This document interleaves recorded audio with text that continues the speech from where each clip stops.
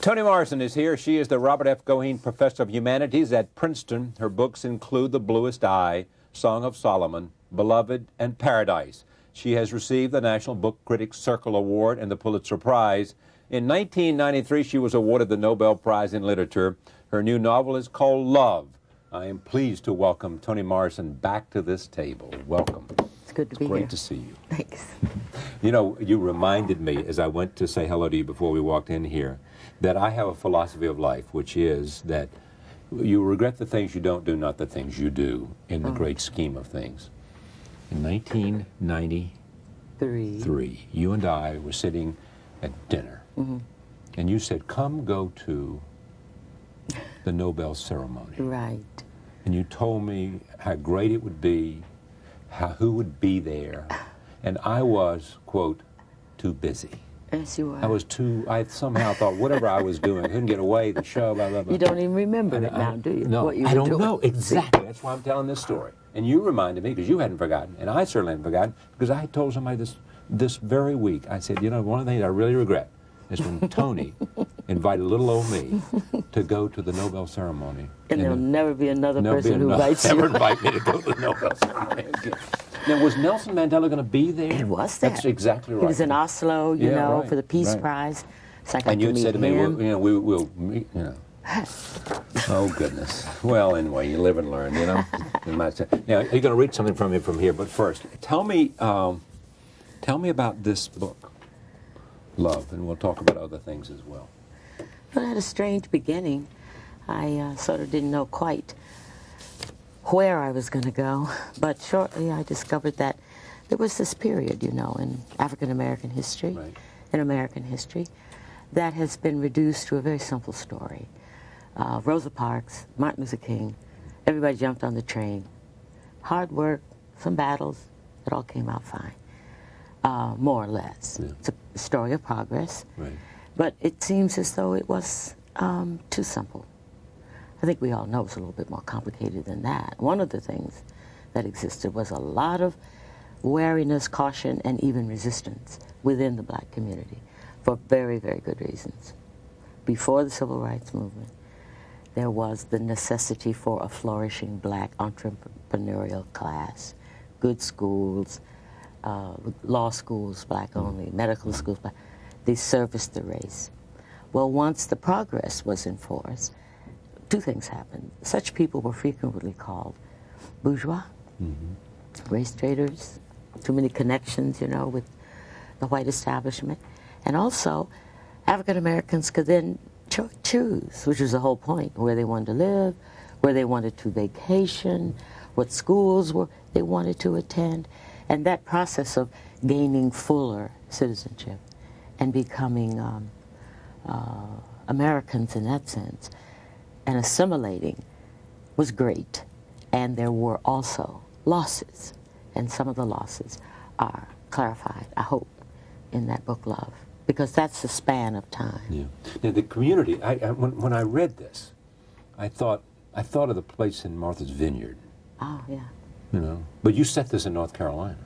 No, I didn't mention the state. Everybody has. I didn't want to be too specific. No. Sort of vaguely Florida to me. Florida to you. Right. Because there is a famous one down there called Liberty Island. It's not quite as classy as that one, but I'm growing up in Ohio, and there was one on Lake Erie near Detroit. Right.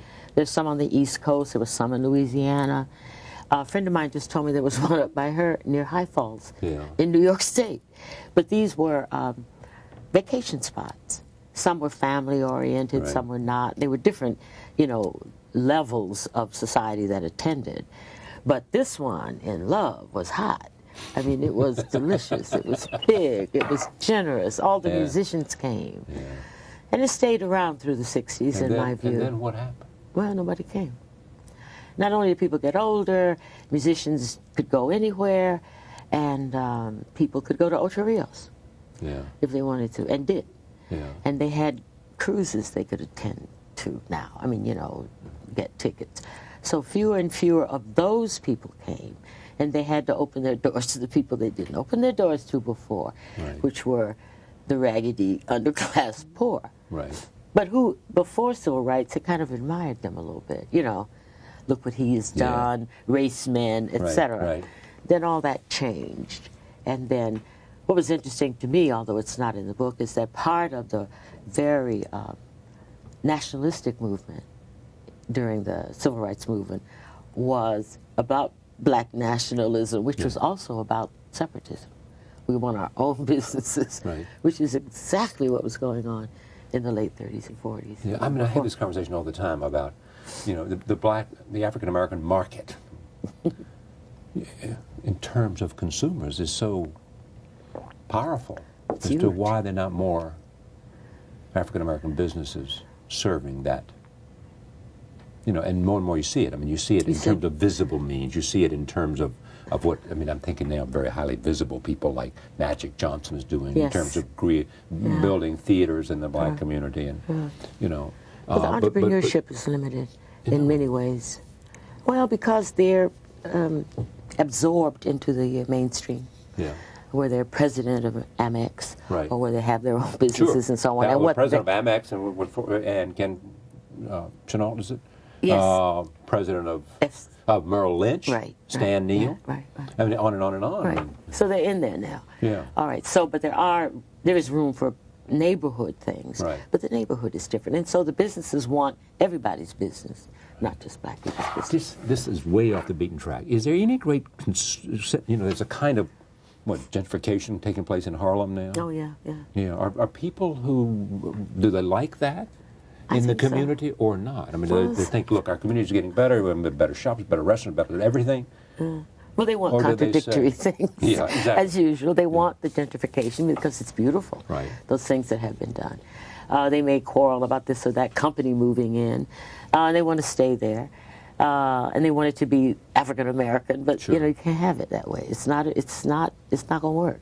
If you gentrify and you're pulling back in a professional class, that professional class may be white, black, Hispanic, anything. Which it in fact is. And which it is. Right. So you're never going to have that consistency in the neighborhood like that again when there are resources involved and money. So you can't have both. I mean, you really can't unless you just, you know, cut it up. I wanted those women who hate each other for most of the book. Yeah. One from a really tacky, not just a poor family, but a sort of dysfunctional one, and one, the granddaughter of the wealthy homeowner. Their lives sort of parallel, in my mind, that shift.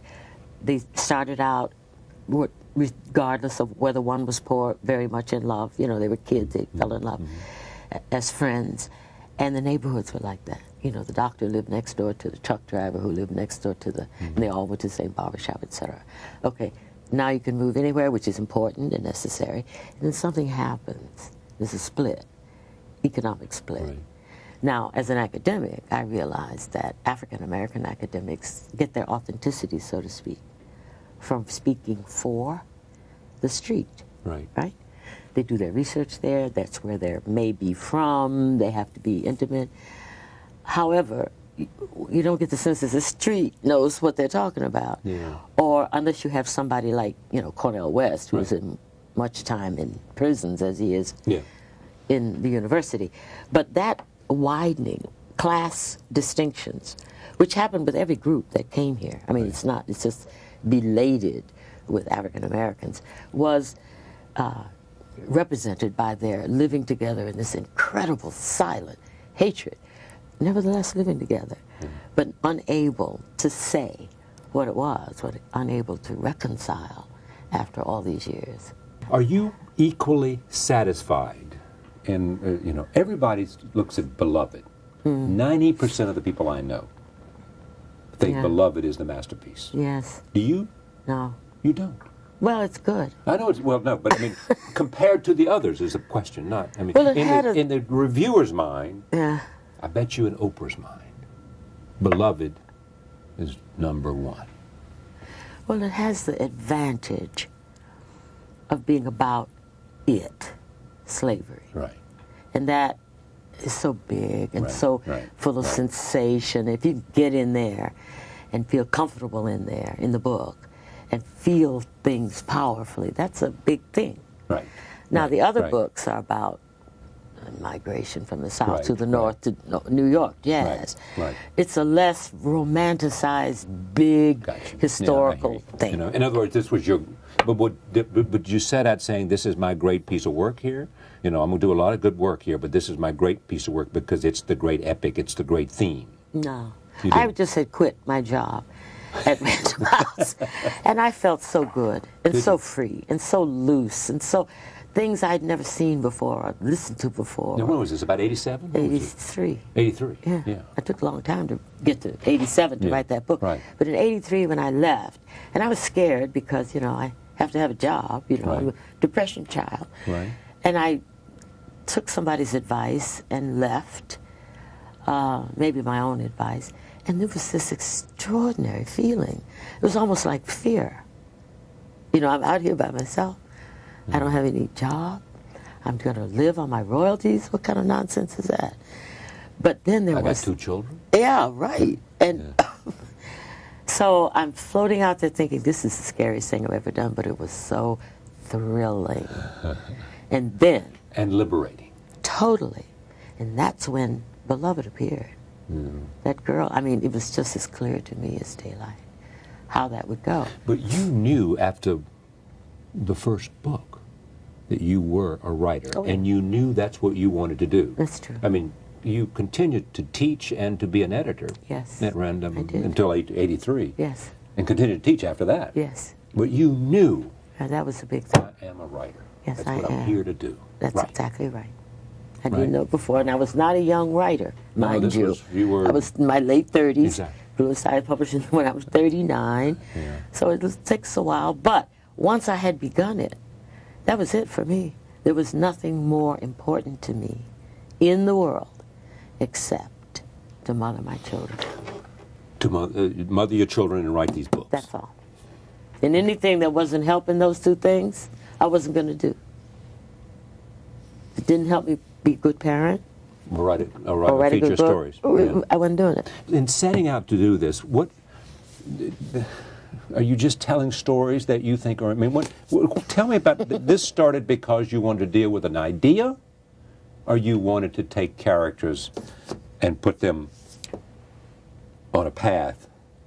It's a question, not a real idea, sort of a question. A question. What about this? What would happen if this? But the next step is not pressing on that idea or that question. It's finding characters who can manifest it for me. I had to start. The first section I wrote was not about Mr. Cozy. Right. It was about this teenage boy Right. at a party. And I just knew that so well. So I wrote it. Then I had to put him in context. That kind of instinctive, caring love this kid had to save somebody in a situation where his peers are pressuring him to do a bad thing, and he doesn't even know he's doing it, and he is now ostracized because loving or caring is weakness, and he knows it, and he's ashamed of that very human, very lovely instinct to care for something that's wounded. So that was one kind of love, and then I built these other kinds emanating from this figure of Mr. Cozy, who, by the way, is just a guy. Right. I mean, the women, and maybe the society, and certainly maybe even himself, have given him all these incredible roles. The ultimate friend, the perfect husband. You know, he's not thinking about any of them, probably. Yeah, exactly. But the last chapter, and he did, you know, meddle a lot in their lives, is called Phantom. Yeah. Because they have to get rid of him. I mean, they allowed themselves, a lot of them, to be seduced by, ruined by, controlled by Bill Cozy. Yeah. Nobody They just- allow themselves to be done. Which is what They women do. frequently do with men. You Really? let them do the terrible thing or the big shot thing. We have or, no chance unless you let us. Unless we can you walk let out. us. You can leave. Okay, but that, But just the idea, the image, the control in the mind, not just the physical life, of what your life is. Well, he, and therefore this. Once they gave it up, are most of your characters' life's winners or losers? always winners. Always winners. Always. Even if they drop dead. They're winners. They're winners. There is some value there that they learn something very, very important. Some critical thing they learn that they never would have known except for the novel. Their experiences are epiphanies. I think those are happy endings when you finally figure it out and you know it. Well, maybe they don't have a car, or maybe they don't have the loved one or whatever, but this is the life of the mind and the spirit, and they win. They're not stupid anymore. Now, you also were a former editor. Does that make you a better writer, that you to edit other people's stuff yourself? Yeah, it makes me better. Does it really? It makes me better. Makes you better. Right. May or may not have made them better. But it makes you better because... I know things. I know... Like what? I know... You know what the story's about. You know what a character's about. No, but I know more about when people fall in love with their work, what that means, how terrible that is. I know, I mean, you know... Oh, wait. You mean when a writer falls in love with his work and does not want to see one word or one character or one whole storyline eliminated? Yeah, and he's writing probably badly. When you love it, you know... You can't see. Love is blind. You don't want that. You know, I'm sure Hemingway was trying to get all that stuff out. That's his big deal, you know, getting all the sentiment out, getting all the mess out, taking away the honey. Right. So in that sense, even though you're writing in a different style, and most people are, you have to know when to stop. Right. Not to write just because you can. Not to fall in love too much with these little sentences that came up. And the most important thing is to know that if you write it over, it will be better each time. Now, here goes. Robert Gottlieb is your editor. He is. I read somewhere that he said, Toni, now I'm paraphrasing this, you and I, we got to get it right because we don't know how many more of these we're going to do. Is that about right? He's feeling mortal. Yeah, mortal, exactly. Is that? He's older than I am. He's 80. No, he's not. How old is he? He's my age. He's 72 He's 72 or something. Like he's also doing Clinton's book, isn't he? Doing yes, Clinton's he book? is. Who you call the first black president. I repeated that. Chris Rock said that. Oh, Chris Rock said it first. You just repeated it. That's great. I get the creds, but Chris Rock. I quoted Chris. Oh my God! Now see, Chris Rock can go. Chris Rock can go to dinner on the fact that Toni Morrison gave him credit. You know, Nobel laureate says Chris Rock gave me that idea. You know, took a lot. But you did say. But Gottlieb, what does Gottlieb do for you? So let's establish he's a great editor. He's, for me, a great editor. And he's been with you on every book except the time when he went away. Right. He went away to New Yorker, right. So that jazz, was that 2 or 3 years, or was that longer? About 5 years, I think. Right. So Jazz in Paradise I did without him. And? I loved every minute of it. Did you really? Well, because people didn't like it Paradise. Don't think Paradise is one of your best books. They don't. All right. They're entitled. In fact, people are saying this is better than Paradise. Oh, they're entitled to anything. All right. But those 2 books, I needed to know that I could do this without him. That was an important thing for me. To you? To me, internally. Can you write without that eye that's been looking next to you all these years? And luckily I can, as Jazz proved. And Paradise didn't. Oh. No, I'm kidding. Now, here's what a friend of mine, I was over at 60 Minutes a Day, and I had a friend named Stephen Glauber, who's a producer over there. And he said, tell me about Toni's new book. I said, I got to go over here and interview. And I said, well, you know, some people like it a lot, and some people don't like it. He said, Toni Morrison doesn't have to worry about critics. Oh, never did. Never did. Except for marketing purposes. Yeah. I like to take their quotes out and put them in an ad. No, but you can't. Oh, you take really. a good quote and put it in an ad. If it's any good, right? Yeah. I'll do that. But have you ever written a letter to? I mean, you ever call up and Chico, this is Toni? Stop it! Stop it! No. First of all, reviewers and critics are entitled to their opinion. Exactly. I have books. The magnanimity of Toni Morrison. No, but I read books I loathe. Nobody asks me about them. They're awful, you know, and I feel like I have the right to say it or think it or feel it. Yeah. So that's one thing. What I dislike is bad reviews, meaning badly thought through, badly written. They sound like... You once told me that on the air, I think. You were really upset about something because you thought the person didn't get it. They didn't only get it, they wrote like 11th grade book report. Calling names and repeating the plot. No, I don't. Which I had some great good fortune, though. I've had some reviews written by fiction writers. It's a most extraordinary thing. They don't even approach the book that way. They write about it. I don't get the point. What? Well, instead of being reviewers who have lots of books to read, right. Instead of but being they're also writers. I see. And they write novels. Yeah. So they look at it differently. And whatever, for better or worse? Much better. I don't mean they like the book better, because, you know, they may, but they understand what the project was. So their language is the language of a writer talking to another writer. It's lovely. I like that.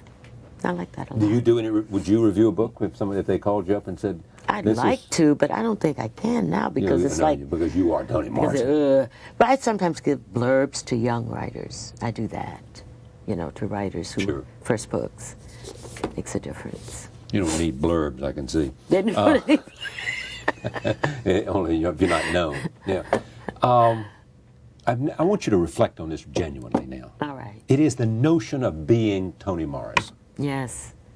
The great Toni Morrison, the Nobel laureate Toni Morrison, the grand Toni Morrison. Yeah. What about it? Well, I mean, is it intoxicating? Oh, that's somebody that sits right over there. She sort of walks behind me. Yeah, when you walk into the room, it's Toni Morrison. No, that's her. She gets the good seat. She gets the everything. She gets all the stuff. I mean, we're in, you know, reverential awe, even though we might not like a book. You are Toni Morrison. You are Toni Morrison. Well, I'm going to keep her out there then. Oh, you are. No. But I would think it could be, you know, prohibited. It could be what? It could stifle Well, you. it sure could. I mean, but my guess is your work habits haven't changed. No, they have not. You know? No. I am this writer person. Yeah. And the other person, the one that may be... The celebrated person, is an all right woman. Yeah. She's nice. Right. And she gets things done, and people say, come on in. Right. But she didn't have anything to do with real life. Yeah, I mean, exactly. my life. I know exactly she didn't have anything to do with that. Because you have said every book is like starting over. It is. It's like that white paper, that yellow tablet. What are you thinking? What do you mean? And nothing I've done before helps. Says, speak to me. Yeah. Is what it says. Now what do you Make me say, speak. right? Yeah. What do you have? It's new. And that's Give great. It to me. That's great. I don't want to do the same thing again. My books will always be, oh, I hate, oh, I love, because they're very different. It's the milieu that's the same. I think I will always write about African Americans. I think. I may not. But it's the change in view, in technical things, in substrata. Even the palette changes. You know, this is a water book. The other book was a desert book. All these things play for me in communicating in the structure and the palette of the book as much as the plot. So that's what's interesting and commanding for me, is that work. No previous book can help me with a new canvas, if you see what I mean. If I'm going to be, I don't know, Ella Fitzgerald, and I'm going to sing Cole Porter, and I'm going to sing George Gershwin, but you're always going to know I'm Ella, even though what I sing may be happy, sad, you know, depressing, and whatever the lyrics are. Well, the common denominator between jazz and Sula, was it? Jazz, Beloved, yes, Paradise, Love, is Toni. That's right. That's the common denominator. Yeah. That's the person that each time in a different note has breathed life into these people. And then you don't knock them out of the court every time. Yeah. For the public, well, what I want are readers who have a visceral reaction to the book. Many do. And they get the meaning. And they're with me on that. They're with you because they're with you for the entire journey. Mm-hmm. Yeah, they don't mind. Opening the door. It like life. Yeah, this year may not be quite as good as last year. And not as good as next year. Or good in different ways. No, good in different ways. So that makes it... No, that makes you have a career. That's what That's what I want. Yeah. Do you live with the notion that I have not yet done my best work? Yeah, that's true. You do. I haven't done it yet. I'm gonna. I really am. And it's not some specific thing, some specific story, some specific character. You know it'll be with the Black experience. I'm certain of that, Certain of probably. that, I do. Yeah. No, but I know. But you know you have not employed all that you can that's yet. Right. That's right. There's a high note I have not kicked. And each time you go out, you make it more possible. Yes. That you'll get there. That's right. Better or worse. Yes, we're going there. We're going there. Does it get any harder or any easier? The easy things get easier. Yeah. The hard things get harder. But the language. Oh, the language is just, you just have to work. You have to earn that kind of simple, excuse the expression, elegance. But see, I would think at some point the language, which is eloquent, you'd get that at some point. I mean, you can. Oh, I can get it that way. But it's not, this is a good thing. Bob Gottlieb said to me once, I wrote a wonderful passage of a woman's despair. It was so beautiful, and I got it. It was just right. And I showed it to him, and he said, nah. I said, what are you talking about? This is pure pain. This is so lean. This is so pure. And he said, yes, but it's your pain. It's not hers. So even when you get the language, be careful. Exactly. It may not be the character's language or the character's view. Yeah, but see, that'd be very hard, I would think, because, I mean, it is your pain that you are putting in there. No, I'm not. You're not. No, this is her story. You got to find her pain. That's right. And it doesn't match your pain. I'm in her head like an actress, right? Yeah, but what you're bringing to her head is everything you know. That's all you can bring. That's right. And my willingness to bear witness and to see the world from her or his point of view. I'm not judging, and I'm not condoning, and I'm not twisting them. I'm saying, I'm listening. In a sense. Tell me, what's your shoe size? What side you put your hair on? And they talk and talk, or they let me know. Of course, the bad thing is that they don't know how to write novels, so I have to shut them up and get on with something else in the book. But that willingness to listen, hear, see, be aware of, in order to do them justice, do the character justice, not have dinner with them, but to do them justice. That's not my personality,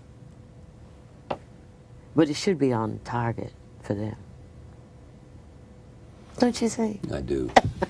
Now, men versus women. Yeah. You've written about both. Yes. Do you know the women more than the male characters you've created? I'm beginning to know the men a great deal. With Song of Solomon was my first attempt to really try to look at the world that way, as going out and being confrontational, right, vengeance and all that, right, and the relationship with women as kind of subordinate people. So that took some doing. It's harder, but now I think I'm easier with it. I think I'm easier with it because I love them so much. Is there anything missing in the Toni Morrison story? Things that I want, or things? Yeah, just a sense. Think about this. I mean, you are Toni Morrison. You have a fascinating life at Princeton as a Robert F. Goheen professor. You write every 3 or 4 years. You come out with a new book, right? You are continuing to do what you believe you came here to do. You have 2 loving kids who I forgot grandkids and grandkids now. Yeah. Now, this is the kind of stuff you would write about. You would tell me if you were a character where you were. On the. What a boring character I would make. No, you don't think that. Oh, no. It's just like, and then, and then, and then, and then. It would be boring, you think? Yeah. Do you really? Your life is not dramatic enough? My mind is what is interesting. My life is not. Your mind is what makes you interesting. Oh, yeah. Absolutely. That's only that. The days I spend are just pedestrian. I like them like that. Yeah. I mean, I don't ski, so what I don't is go rich anywhere. about Toni is her mind, absolutely, her imagination, and her heart, her soul, and her skill. That's right. That's it. I don't do anything interesting. See, that's very interesting. But you do nothing interesting, but you do only what you love. That's right. Which I is only to have give time for expression to. Do you feel a sense of that? I'm an artist. Artist. I am an artist. And I mean, but do you worry, I've got so much to do, and there is a finite time, and I am closer to the end than I am to the beginning. True. And I know that I felt pressured when I was 30. I mean, it was just like, I thought time was infinite, but I had so much to do, layered, layered, layered, and only I could do it. Now, there are other people's requests, which I may accept or not, but I only have to think. That's really all I have to do, and be nice to the people I love. That's all. And if I pick up a whole bunch of stuff I don't want to do, that's my problem. I don't have to do it. I just have to think, I have to create, and I have to be a human being with other people. Before I go, I want you to read something for me. And you actually have selected it. Have I? You did indeed. Okay. There you go. Young people, Lord, do they still call it infatuation? That magic axe that chops away the world in one blow, leaving only the couple standing there trembling? Whatever they call it, it leaps over anything, takes the biggest chair, the largest slice, rules the ground wherever it walks, from a mansion to a swamp, and its selfishness is its beauty. Before I was reduced to sing-song, I saw all kinds of mating. Most are two-night stands trying to last a season. Some, the riptide ones, claim exclusive right to the real name, even though everybody drowns in its wake. People with no imagination feed it with sex, the clown of love. They don't know the real kinds, the better kinds, where losses are cut and everybody benefits. It takes a certain intelligence to love like that, softly, without props. But the world is such a showpiece. Maybe that's why folks try to outdo it, put everything they feel on stage just to prove they can think of things too. Handsome, scary things like fights to the death, adultery, setting sheets afire. They fail, of course. The world outdoes them every time. While they are busy showing off, digging other people's graves, hanging themselves on a cross, running wild in the streets, cherries are quietly turning from green to red. Oysters are suffering pearls. And children are catching rain in their mouths, expecting the drops to be cold, but they're not. They're warm and smell like pineapple before they get heavier and heavier. So heavy and fast they can't be caught one at a time. Poor swimmers head for shore, while strong ones wait for lightning's silver veins. Bottle green clouds sweep in, pushing the rain inland, where palm trees pretend to be shocked by the wind. Women scatter, shielding their hair, and men bend low, holding the women's shoulders against their chests. I run too, finally. I say finally because I do like a good storm. Very good. Now, here's the interesting thing. Thank you. Here's the interesting thing. You've written novels, you are now writing a libretto. Mm-hmm. Beautiful. Sorry, I said Where did this come from? Well, it's a brilliant musician, and I had worked together at a program I do at Princeton called the Princeton Atelier. Right. And he wanted to Did you create that? I did indeed. I thought so. Yes. He wanted to do the historical Margaret Garner, not the woman that I, expropriated for the purposes of Beloved. Right. He wanted to do the real story. And he wanted me to write the libretto, and I said, no. But then I thought, opera in English, with a few exceptions, Menotti, for example, doesn't sound so good. Right. We're used to hearing it in German or Italian or what have you. When you translate that into English, it's just, it It doesn't read well. It sounds beautiful. But you could, you know, Porgy or Bess, You Is My Woman. I mean, it's great. It's great music. But so I got interested in trying to write a libretto that was English, that was vernacular, that was beautiful, even without the music, although it was not going to compete with the music. So that was my interest. So I did. And when will it be performed? 2005. Is that right? Yeah. In Europe or here? Or here. There have been 3 opera companies who have chipped in to commission it, and the music is unbelievable. It's just so beautiful. It's breathtaking.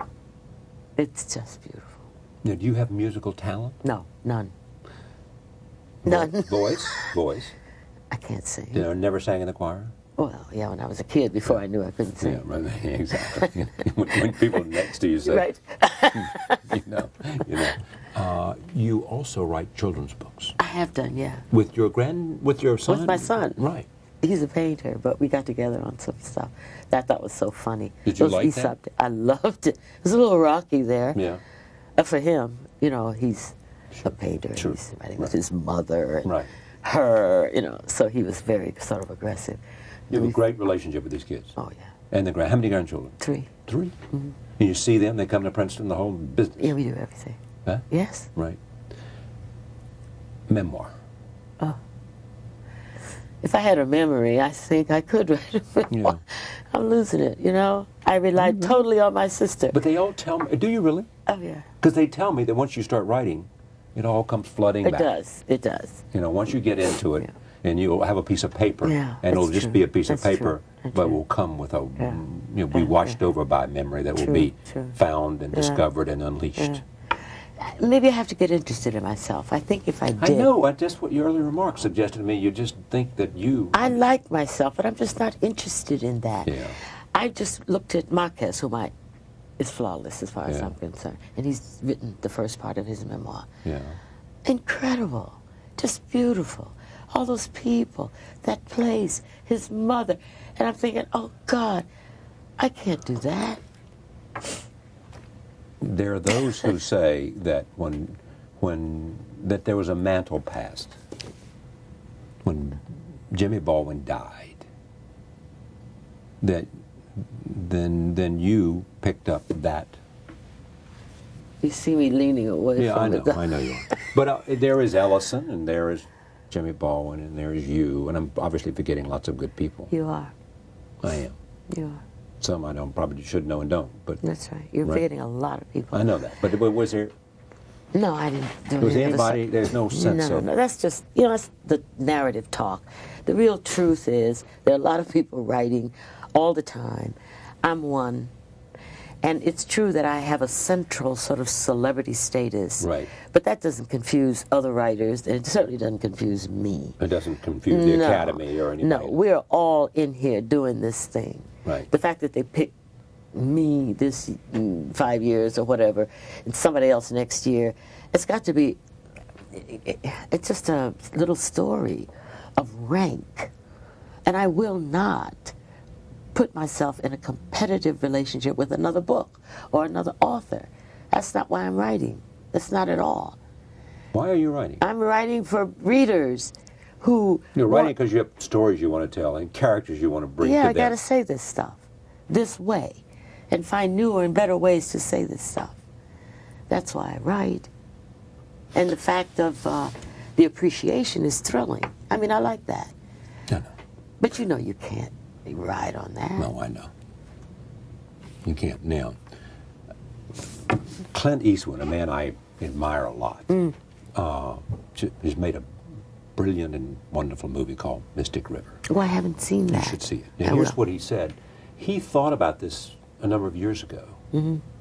Well, once the movie came out, and in talking to me about Mystic River, which he bought and then made into this wonderful movie, Unforgiven, considered I remember that a one. masterpiece by him. Yes. Morgan Freeman and Yes, others. it was- He said to me that he, as a director, wanted to make that, but he had to wait for 10 years until he was ready. You know where I'm going. Are there stories that Toni knows in her heart, in her soul, in her imagination Yeah. that she has to tell, but she's got to get to a certain point before she tells those stories. I think or that's not. true. Yeah, it's true. There may be some I will never write because I don't have the time. It takes me too long. So I'm just going to keep on doing it. There is an ultimate story. Maybe it's the next book. Yeah. Maybe it's the one And you after. won't know, you'll just write it. That's right. Right? Mm-hmm. But it is a question, he's right, of being ready. You read these books by brilliant writers who are not ready. You can feel their unreadiness. Mm. Or maybe it's past. What happens to them frequently, and you see, I see this, and I'm guided by people wiser than I am to see it. They can't get to the end. They can't. And they all of a sudden you can recognize it. They wake up, or there's a process in which they're not. They don't know how to go. They've run out of gas, and yet because they're halfway there, they got to finish it. They got to do something. And it loses its. Sure, loses you know, its power. that's if you're not ready. That's what happens. Exactly. If you what go happens. out, if you know. A lot of it is timing, knowing when to stop. Maybe the ending was like 40 pages earlier.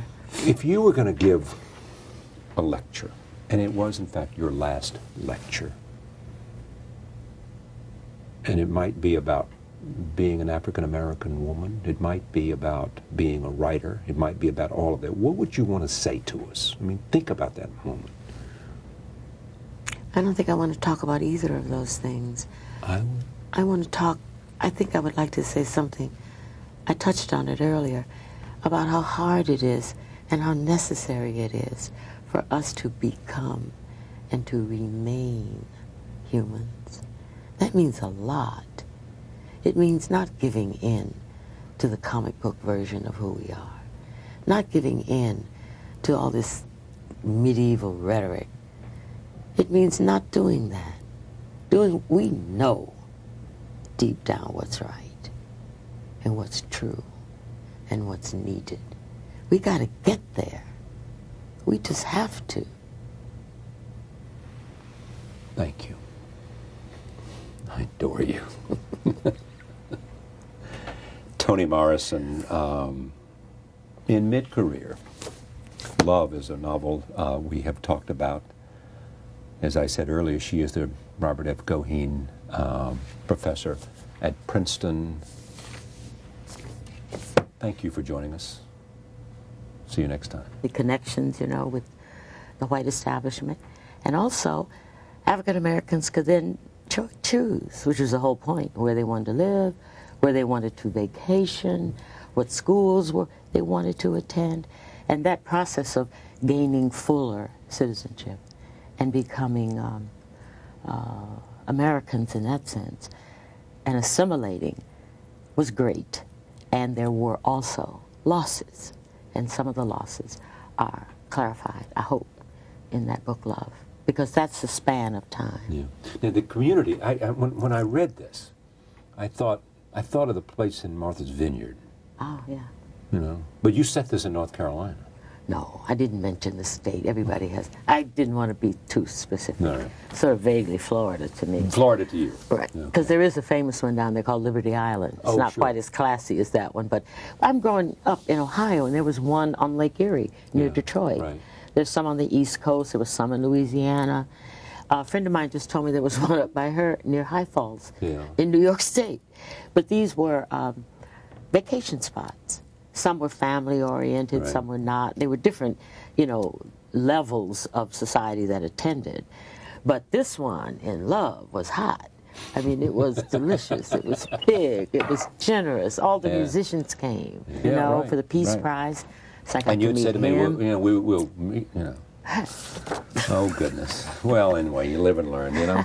Now, you're going to read something from me from here, but first, tell me about this book, Love, and we'll talk about other things as well. Well, it had a strange beginning. I sort of didn't know quite where I was going to go, but shortly I discovered that there was this period, you know, in African-American history, in American history, that has been reduced to a very simple story. Rosa Parks, Martin Luther King, everybody jumped on the train. Hard work, some battles, it all came out fine, more or less. Yeah. It's a story of progress, Right. but it seems as though it was too simple. I think we all know it's a little bit more complicated than that. One of the things that existed was a lot of wariness, caution, and even resistance within the black community for very, very good reasons. Before the Civil Rights Movement, there was the necessity for a flourishing black entrepreneurial class, good schools, law schools, black only, medical schools, black. They serviced the race. Well, once the progress was in force, two things happened. Such people were frequently called bourgeois, race traders. Too many Was doing yes. in terms of building theaters in the black community, and you know. But the entrepreneurship is limited in many ways. Well, because they're absorbed into the mainstream. Yeah. Where they're president of Amex, Right. or where they have their own businesses and so on. That And was what president of Amex and Ken Chenault, is it? Yes. President of Yes. Merrill Lynch. Right. Stan Neal. Right. I mean, on and on and on. Right. I mean, So they're in there now. Yeah. All right. So, but there is room for neighborhood things. Right. But the neighborhood is different, and so the businesses want everybody's business, not just black people's business. This is way off the beaten track. Is there any great, there's a kind of, gentrification taking place in Harlem now? Oh yeah, yeah. Yeah. Are people do they like that I in the think so. community or not? I mean, Well, they think, look, our community's getting better, we have better shops, better restaurants, better everything. Well, they want Or do they contradictory say- things. Yeah, exactly. As usual, they want the gentrification because it's beautiful. Right. Those things that have been done. They may quarrel about this or that company moving in. They want to stay there. And they want it to be African American, but Sure. you can't have it that way. It's not going to work. If you gentrify and you're pulling back in a professional class, that professional class may be white, black, Hispanic, anything. Which in fact is. And in which it is. Right. Toni Morrison is here. She is the Robert F. Goheen Professor of Humanities at Princeton. Her books include The Bluest Eye, Song of Solomon, Beloved, and Paradise. She has received the National Book Critics Circle Award and the Pulitzer Prize. In 1993, she was awarded the Nobel Prize in Literature. Her new novel is called Love. I am pleased to welcome Toni Morrison back to this table. Welcome. It's good to be Great here. to see you. Thanks. You know, you reminded me as I went to say hello to you before we walked in here that I have a philosophy of life, which is that you regret the things you don't do, not the things you do in the great scheme of things. In 1993, you and I were sitting at dinner, and you said, come go to the Nobel ceremony. Right. And you told me how great it would be, who would be there, and I was, quote, too busy. Yes, you are. I somehow thought whatever I was doing, I couldn't get away, the show, blah, blah, blah. You don't even remember it now, do you? No, What you I were don't doing. know. Exactly. That's why I'm telling this story. And you reminded me, because you hadn't forgotten, and I certainly hadn't forgotten, because I had told somebody this very week, I said, one of the things I really regret is when Toni invited little old me to go to the Nobel ceremony. And there'll never be another person who invites never you. invite me to go to the Nobel ceremony again. Now, was Nelson Mandela going to be there? He was there. That's exactly right. He was in Oslo, and it stayed around through the 60s, in my view. And then what happened? Well, nobody came. Not only did people get older, musicians could go anywhere, and people could go to Ocho Rios if they wanted to, and did. Yeah. And they had cruises they could attend to now. I mean, get tickets. So fewer and fewer of those people came, and they had to open their doors to the people they didn't open their doors to before, which were the raggedy underclass poor. Right. But who, before civil rights, had kind of admired them a little bit. Look what he has done, race men, etc. Right. Then all that changed. And then what was interesting to me, although it's not in the book, is that part of the very nationalistic movement during the civil rights movement was about black nationalism, which was also about separatism. We want our own businesses, which is exactly what was going on in the late 30s and 40s. Yeah, I mean, I have this conversation all the time about, the African-American market in terms of consumers is so powerful as to why there are not more African-American businesses serving that You know, and more you see it. I mean, you see it in terms of visible means. You see it in terms of what, I mean, I'm thinking now of very highly visible people like Magic Johnson.